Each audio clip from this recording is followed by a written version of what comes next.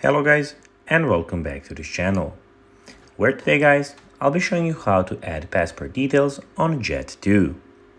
So guys, the first thing that you of course need to do is go to the Google Play Store or the App Store and download the Jet2 application. Now when you did that, you just need to go and log into your profile, but guys, if you do not have one, you can always go and register to Jet2.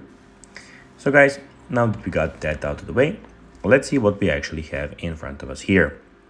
So as you can see, here we have the Jet2 application, where in the top left corner we have your inbox, in the top right corner we have the menu, and in the bottom tab we have the home, holidays, flights, bookings, sign in, and the offers option.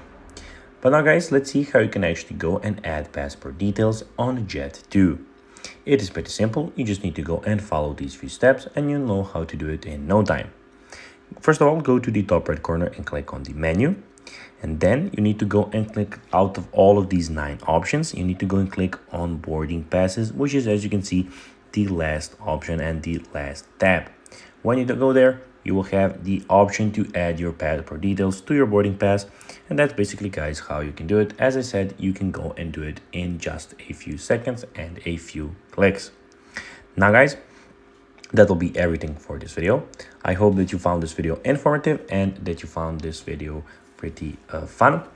So guys, that will be everything for it. I hope, as I said, that you found it fun and entertaining, guys.